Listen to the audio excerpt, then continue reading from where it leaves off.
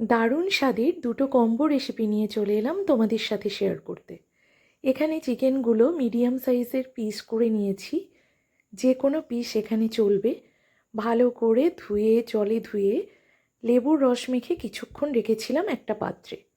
এবারে সেই পাত্র থেকে অন্য পাত্রে চিকেনটাকে আমি নিয়ে নিলাম, কারণ একটা লালচে কালচে ধরনের জল বেরোবে, তার সাথে সাথে আষ্টে গন্ধটাও কেটে যায়।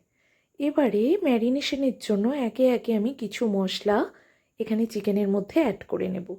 নিয়ে নিলাম পরিমাণ মতো লবণ, হলুদ গুঁড়ো, জিরের গুঁড়ো, ধনে গুঁড়ো, গোলমরিচের গুঁড়ো, খুব সামান্য গোলমরিচের গুঁড়ো লাগবে, অল্প গরম মশলার গুঁড়ো, আর তার সাথে নিয়ে নেব কাঁচা লঙ্কা বাটা, আদা বাটা, আর তার সাথে লাগবে কয়েকটা গোটা গরম মশলা। গোটা গরম মশলার মধ্যে এলাচ, লবঙ্গ, দারচিনি আর কয়েকটা গোলমরিচ হালকা করে থেতো করে তার মধ্যে সাদা তেল দিয়ে সুন্দর করে এবার ম্যারিনেট করে নিতে হবে। ম্যারিনেশনটা এতটাই সুন্দর করতে হবে যাতে হাফ কুকড হয়ে যায় এখানেই। যে কোনো মাটন বা চিকেন ম্যারিনেশনের উপর কিন্তু টেস্ট অনেকটাই নির্ভর করে। তো আমি ভালো করে হাতের সাহায্যে সুন্দরভাবে মেখে নেব। এবার চিকেনটাকে আমি ম্যারিনেশনের জন্য এই পর্যায়ে কিছুক্ষণ।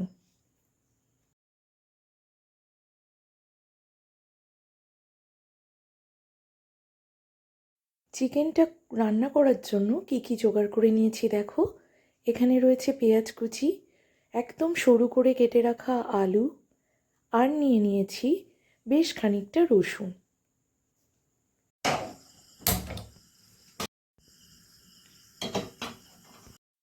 চিকেনটা 40 মিনিট মতো ম্যারিনেশনের পর দেখো কালারটাই পুরো চেঞ্জ হয়ে গেছে। এবারে আমি অপর দিকে কিছুটা ময়দা মেখে নিয়েছি। খুব হালকা ময়ান দিয়ে ভালো করে মেখে নিয়ে আবারও তেল মেখে রেখে ঢেকে রাখবো কিছুক্ষণ। অপর দিকে চলো চিকেনটা এবার রান্না করার পালা। তার আগে কিছু জিনিস করে নিতে হবে। এই যে এতটা সরু সরু করে আলু কেটে রেখেছি, এটা সাদা তেলে ডিপ ফ্রাই করে নিতে হবে। মনে রাখতে হবে এতে কিন্তু এখন কোনো লবণ দেওয়া যাবে না, সুন্দরভাবে ভেজে নিতে হবে।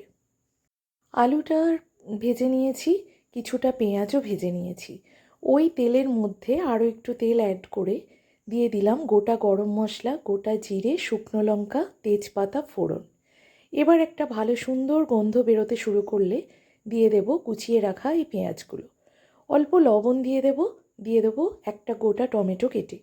সুন্দরভাবে এবারে এটাকে ভেজে নেব। অর্ধেক ভাজা হওয়ার পর দিয়ে দেব রসুন থেতো করে রাখা, পরিমাণ মতো চিনি, বেশ একটু চিনি লাগবে, এখানে আমি বেশ খানিকটা চিনি দিয়েছি। এবার একটু নাড়াচাড়া করার পরে মাঝখানটা একটু তেলটা বার করে তার মধ্যে দিয়ে দিয়েছি 1 চামচ মতো ঘি।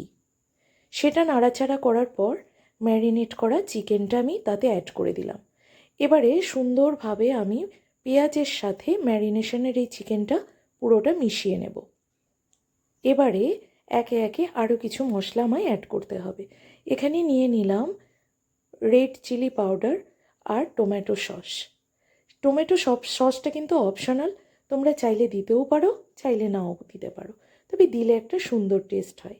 এখানে আমি ময়দা থেকে লেচি কেটে নিয়েছি, সুন্দর করে গোল করে রেখেছি। আবার চিকেনের মধ্যে খানিকক্ষণ নাড়াচাড়া করেছি, ইতিমধ্যে দিয়ে দিলাম কিছুটা টক দই। এদিকে আমি পরোটাগুলো রুটির আকারে বেলে ভালো করে হালকা করে সেঁকে নিয়েছি। এবার একে একে আমি পরোটাগুলো ভেজে নেব। এটা খুব কম তেলে ভাজা যায়, আমি যদিও একটু পরিমাণে তেল দিয়েছি, তোমরা চাইলে আরও কম তেলে ভাজতে পারো। একসাথে অনেকগুলো করে পরোটা আমি এবারে ভেজে নেব। এটা একেবারে রুটি না করে ডাইরেক্ট পরোটাও বানানো যায়, সেই রেসিপিও একদিন শেয়ার করব। দুটো রান্না একসাথে দেখাচ্ছি, আশা করি তোমরা বুঝতে পারবে, কারণ আমি যেভাবে রান্না করেছি সেইভাবেই ভিডিওটা বানিয়ে তোমাদের সাথে শেয়ার করছি। এই যে দেখো, যেটুকু তেল দিয়েছিলাম তার মধ্যে আমি অনেকটা পরিমাণে পরোটা ভেজে নিতে পেরেছি। চিকেনটা প্রায় শেষ পর্যায়ে, এই পর্যায়ে দিয়ে দিলাম কিছুটা ভাজা পেঁয়াজ। এমতো পর্যায়ে টেস্ট করে দেখে নিতে হবে সব নুন ঝাল মিষ্টি ঠিক আছে কি। এবারে দেখো আমার পরোটা রেডি। চিকেনও almost done. চিকেনের মধ্যে আমি কোনো জল অ্যাড করিনি। চিকেন থেকে যা জল বেরিয়েছে মশলা থেকে সেটুকুতেই কুকড হয়ে গেছে, সুন্দরভাবে তেল ছাড়া ছাড়া হয়ে গেছে। এর মধ্যে আমি কিছুটা কাঁচা লঙ্কাও দিয়েছি, অবশ্যই ঝালটা নিজেদের টেস্ট অনুযায়ী। দেখো চিকেনের ফাইনাল লুক। এবারে চলো ডিনারটা সার্ভ করি। অবশ্যই এটা আমার ডিনারে বানানো হয়েছিল। তো এখানে স্যালাড রয়েছে, আর অবশ্যই কাঁচা পেঁয়াজ কাঁচা লঙ্কার সাথে সার্ভ করবে, দেখবে টেস্টটা আরও সুন্দর লাগে। এখানে এই যে সুন্দরভাবে ডেকোরেট করছি, চিকেনটা তুলে নিয়ে তার উপরে আলু ভাজা আর পেঁয়াজ ভাজাটা ছিটিয়ে দিলাম। তোমরা তোমাদের টেস্ট অনুযায়ী কিন্তু অবশ্যই চিকেনটা রান্না করতে পারো, তবে আমার এই রেসিপিটা একবার ট্রাই করে দেখবে, দারুণ সুস্বাদু হয়।